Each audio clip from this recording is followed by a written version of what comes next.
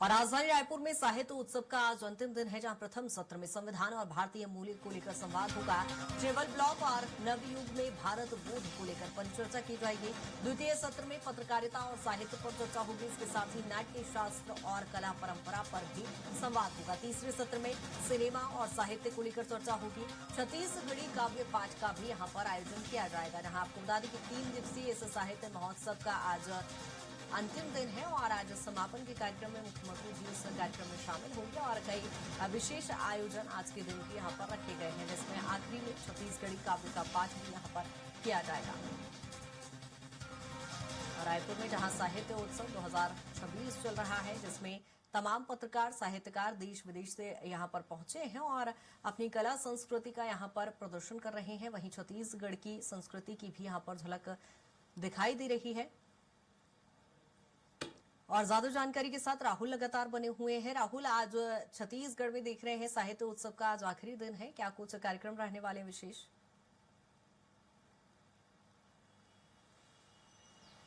जी, देखा जाए तो जो 3 दिवसीय कार्यक्रम था वो काफी महत्वपूर्ण था और इसके माध्यम से जो छत्तीसगढ़ के अंदर में साहित्य की एक नई धारा बहाने का प्रयास यहाँ पर छत्तीसगढ़ सरकार के द्वारा किया गया है, जहाँ पर देश भर से लगभग 118 जो कवि हैं उन्हें यहाँ पर आमंत्रित किया गया था, साहित्यकारों को आमंत्रित किया गया था। और उसके तहत देखा जाए तो राजधानी रायपुर के कुछ ही दूरी पर स्थित नव रायपुर के पुरखौती मुक्तांगन में एक बड़ा आयोजन किया जा रहा है। और यहाँ पर देखा जाए तो आम लोगों के साथ कई सुविधाएं दी गई हैं, लेकिन उसके साथ देखें तो मुख्य तौर पर जो साहित्य प्रेमी है उनके लिए पूर्ण रूप से जो आयोजन है वो समर्पित था, जहां पर नवयुवकों के लिए कई तरीके के जो आयोजन है वो समर्पित किए गए। और आज के भी कार्यक्रम की बात करें तो आज अंतिम दिन है पूरे कार्यक्रम का और आज अंतिम दिन में भी 4 सत्रों में जो पूरा कार्यक्रम है वो आयोजित किया गया है, जहां पर मुख्य तौर पर देखा जाए तो जो पहला सत्र रहने वाला है वहां पर ट्रेवल ब्लॉग और नवयुग में भारत के बोध पर परिचर्चा होने वाली है।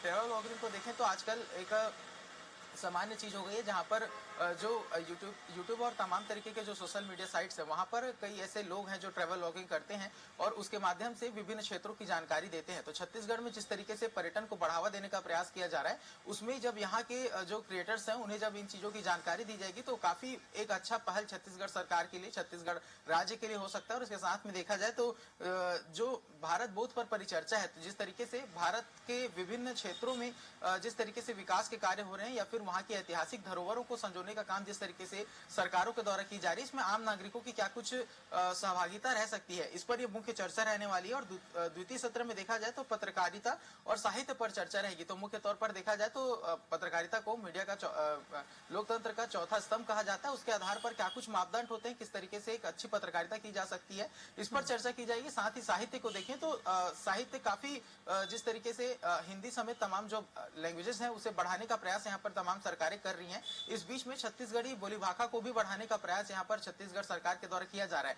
तो इस बीच में ये पूरा आयोजन देखा जाए तो काफी महत्वपूर्ण है, क्योंकि साहित्य के माध्यम से नवयुवकों को साहित्य से जोड़ना काफी महत्वपूर्ण है, क्योंकि पत्रकारिता और साहित्य दोनों को देखा जाए तो समाज का दर्पण कहा जाता है। और जब साहित्य से कोई व्यक्ति जुड़ता है तो जिस तरीके से भावनात्मक रूप से अपनी भावनाओं को शब्दों में जब बयां कर पाता है तो उसके लिए साहित्य का होना काफी आवश्यक है, साहित्य बोध का होना काफी आवश्यक है। उसके साथ में नाट्यशाला और नाट्य शास्त्र और कला परंपरा भी संवाद जो है वो होगा। तो देखा जाए नाट्यशाला के तौर पर भी छत्तीसगढ़ काफी महत्वपूर्ण है, क्योंकि यहीं की गुफाओं में ही कालिदास के द्वारा जो तमाम रचनाएं हैं वो लिखी गई थी। और इसके साथ में देखा जाए तो कला परंपरा पर भी संवाद होगी, क्योंकि छत्तीसगढ़ में जिस तरीके से कला पर लगातार जो काम है वो किया जा रहा है, तो उसके लिहाज से भी काफी महत्वपूर्ण है।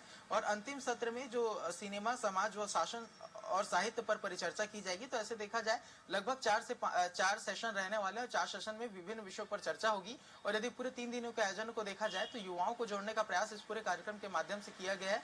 आम लोगों के लिए जो सुविधाएं हैं वो दी गई थी, जहां पर फ्री बसें चलाई जा रही थी। और इसके साथ में देखा जाए तो साहित्य महोत्सव में जिस तरीके से बड़े कवियों को जोड़ा गया है, तो उसे एक राष्ट्रीय स्तर की जो पूरा आयोजन है वो बनाने का प्रयास यहाँ पर छत्तीसगढ़ सरकार के द्वारा किया गया है, जिसके माध्यम से कई ऐसे लोग हैं जो साहित्य से जुड़ पाएंगे और साहित्य के माध्यम से देखा जाएगा कि एक नया जो रेखा है वो छत्तीसगढ़ में उसकी शुरुआत जो है। बिल्कुल राहुल, कहीं ना कहीं छत्तीसगढ़ की संस्कृति विश्व पटल पर भी नजर आएगी। बहुत शुक्रिया तमाम जानकारी के लिए।